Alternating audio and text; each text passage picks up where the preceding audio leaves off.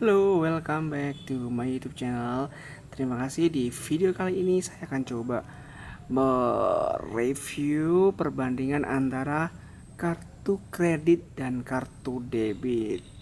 Jadi video ini saya buat karena di beberapa video saya sebelumnya saya sempat upload tentang cicilan 0% menggunakan kartu kredit, tapi masih banyak yang bingung dan belum tahu apa sih perbedaan kartu kredit dan kartu debit. Jadi secara fisik yang di atas ini adalah kartu kredit, yang bawah adalah kartu debit. Dan kebetulan kali ini yang saya pakai yang buat contoh di sini adalah kartu kredit Mandiri dan kartu debit Mandiri. Jadi dua-duanya Mandiri ya. Ini ada logonya Bank Mandiri. Tara. Oke. Nah, kali ini transaksi di setiap tempat atau marketplace itu sudah semakin mudah karena masyarakat bisa melakukan pembayaran dengan cepat, mudah dan praktis tanpa harus membawa uang tunai. Cukup pakai kartu ini, setiap orang sudah bisa menggunakan atau membayar setiap transaksi yang mereka gunakan. Nah, dua alat transaksi ini atau kartu kredit dan kartu debit ini dua-duanya diterbitkan oleh bank. Jadi di Indonesia sudah banyak sekali ya bank-bank besar, setiap bank itu sudah memiliki kartu kredit dan kartu debit. Nah, setiap jenisnya pun juga bervariasi, jadi ada yang gold, silver maupun platinum. Oke. Nah, untuk perbedaan antara kartu kredit dan kartu debit dirasa perlu dijelaskan lebih dalam nih sepertinya. Maka saya akan coba bandingkan. Nah, berikut ini adalah perbedaan penggunaan kartu kredit dan kartu debit. Nah, saya akan coba kulas dari fisiknya yang pertama, yang kedua dari cara kerjanya, cara mendapatkannya, terus cara bertransaksi, biaya yang diterapkan dan penarikan tunai hingga dampak pada catatan kredit. Oke, yang pertama. Coba saya cek dulu. Yang pertama dari fisik. Nah, fisik.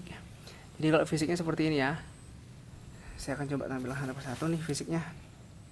Ini sengaja saya kasih putih-putih, bukan sensor ya Bang, bukan. Saya belum bisa bikin sensor yang baik. Jadi maaf kata, saya cuma kasih semacam kertas gitu ya. Aduh, kurang bagus banget ya. Tapi nggak masalah, yang penting informasinya ya.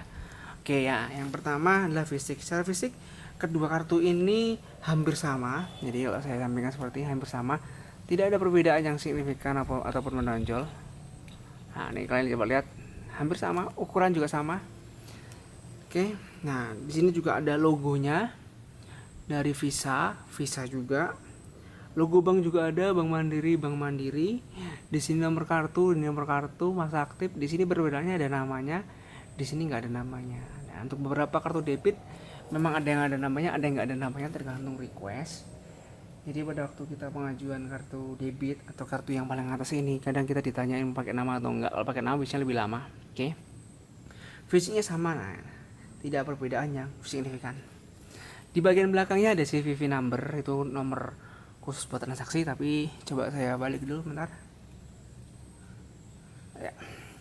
Sepertinya tidak bisa saya balik karena nanti kelihatan CVV saya sangat rawan ya, bahaya. CVV itu adalah 3 digit terakhir kartu di bagian belakang. Jadi kalau kalian punya kartu kredit, kalian bisa lihat di bagian belakang itu ada 3 digit terakhir, itu yang CVV nya.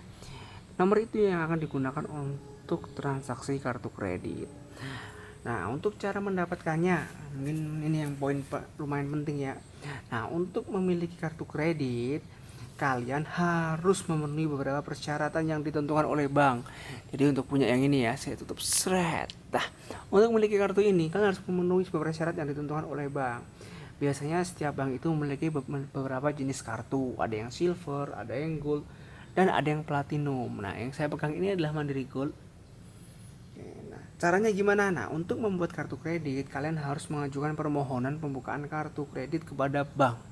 Terserah, bisa Bank Mandiri, bisa Bank BRI, BCA, BNI, itu terserah kalian. Kalian harus mengajukannya.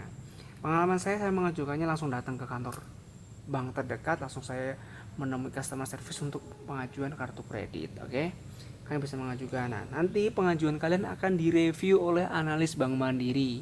Jadi kalau ada namanya direview, itu ada kemungkinan kalian bisa diterima, bisa juga ditolak. Tapi jangan khawatir ya, rata-rata seandainya catatan kalian bagus, penghasilan kalian juga bagus, kalian akan diterima atau diberikan kartu kredit oleh bank. Karena kartu kredit adalah salah satu ya pendapatannya bank lihat kartu kredit juga ya dari nasabah. Oke, nah sedangkan kartu debit yang di sini cara mendapatkannya sangat mudah. Ini umumnya kalau kalian membuka buku tabungan atau rekening tabungan di satu bank, kalian otomatis memiliki kartu ini atau langsung dikeluarkan dari bank kepada kalian. Ini untuk mempermudah transaksi kalian di luar jam kerja bank kalau untuk ambil uang, transfer ataupun melakukan transaksi-transaksi yang lainnya. Jadi udah jelas untuk cara mendapatkannya. Ini harus mengajukan dan direview. Ini gampang nih, kalian buka tabungan langsung dapat yang ini. Nah untuk cara bertransaksi, nah banyak orang menyebut kartu kredit ini sebagai kartu utang. Ya betul sih emang kartu utang. Jadi kalian bisa hutang apa aja sesuai dengan limitnya. Jadi kartu kredit ini ada limitnya, limit transaksi.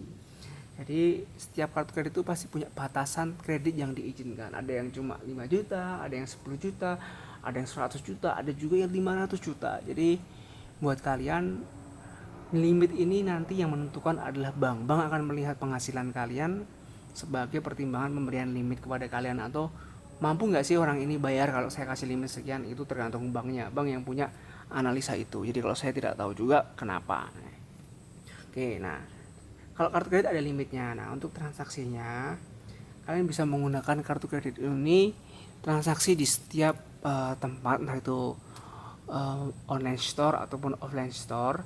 Kalian tinggal gesekkan dan kalian perlu masukkan PIN. Jadi untuk tahun-tahun sekarang ini PIN itu adalah satu yang wajib buat kartu kredit.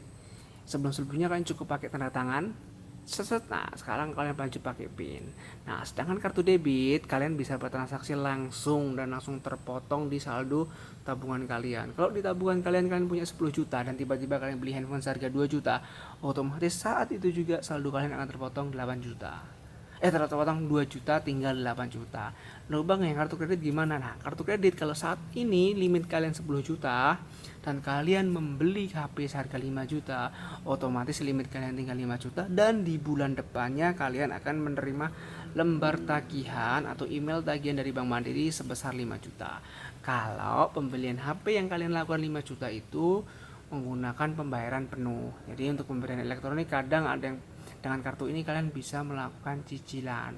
Jadi 5 juta bisa tuh dicicil selama 1 tahun atau 2 tahun 0%. Oke.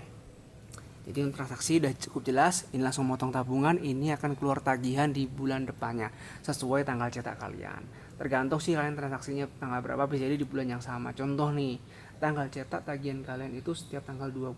Nah, kalau kalian transaksi di tanggal 19, otomatis kalian di bulan besoknya itu langsung keluar tagihannya untuk dibayarkan bulan depan.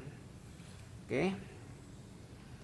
Nah itu untuk transaksinya. Nah selanjutnya untuk biaya-biaya yang diterapkan. Nah kartu kredit ini ada berbagai biaya nih, lebih banyak biayanya di kartu kredit daripada kartu debit karena namanya aja kartu kredit ya. Kalian bisa melakukan beberapa kredit, otomatis ada banyak biayanya. Yang paling umum adalah iuran tahunan. Kalian akan dikenakan iuran tahunan sebesar kalau yang gold ini saya rasa punya saya 300.000 per tahun. Tapi jangan khawatir, di setiap bank ada yang namanya promo potongan atau tidak pakai iuran tahunan, otomatis free. Jadi saya udah pakai sekitar 3 tahun atau 4 tahun ya saya lupa. Ini saya tidak ada iuran tahunan sama sekali karena saya selalu mengajukan gratis iuran tahunan. Jadi iuran tahunan sebenarnya bisa dinego sih sama pihak bank. Nah selanjutnya biaya bunga. Apa tuh biaya bunga? Seandainya kalian melakukan pembayaran yang tidak penuh, atau contohnya nih kalian tadi beli HP harga 5 juta dengan pembayaran penuh, di bulan depan kalian dapat tagihan 5 juta tapi kalian hanya membayar 4 juta, kurang 1 juta kan. Nah 1 juta itu akan dihitung sebagai hutang dan kalian akan membayar di bulan depannya plus bunganya. Itu biaya bunganya seperti itu. Sama ada yang namanya keterlambatan pembayaran, namanya aja kartu kredit atau kartu utang nih ya, kalian harus tepat dalam membayar hutangnya. Jadi setiap bulan itu kan akan ada tagihan email ke email kalian untuk menagih hutang kalian yang harus kalian bayar. Jadi kalau kalian terlambat membayar itu akan ada potongan atau akan ada bunganya atau semacam biaya tambahan ya. Oke. Nah selanjutnya ada lagi biaya yang namanya over limit. Over limit itu apa sih bang? Nah limitnya tadi saya sampaikan setiap kartu kredit itu punya limit yang berbeda-beda. Jadi contohnya ini ya, saya anggap ini contohnya limitnya anggap aja 5 juta.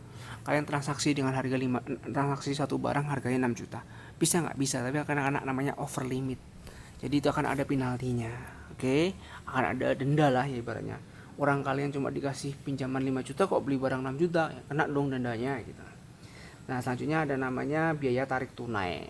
Apa sih tarik tunai? Kok kartu kredit tarik tunai? Jadi kartu kredit itu bisa ditarik tunai.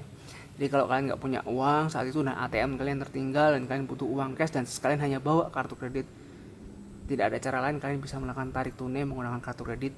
Nah, untuk nominal tarik tunainya ini biasanya dari pihak bank sudah memiliki batasannya. Contohnya nih, limit kalian 10 juta. Tarik tunainya bisa nggak 10 juta? Kayaknya nggak bisa. Rata-rata sekitar ya mungkin cuma 5 juta yang bisa kalian tarik. Nah, tapi setiap bank punya peraturan sendiri-sendiri, ini sebagai contoh.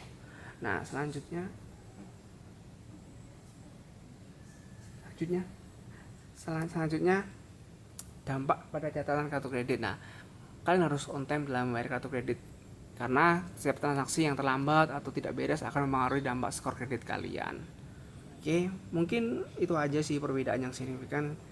Terima kasih sudah mengunjungi channel ini. Jangan lupa subscribe dan like channel ini. Terima kasih.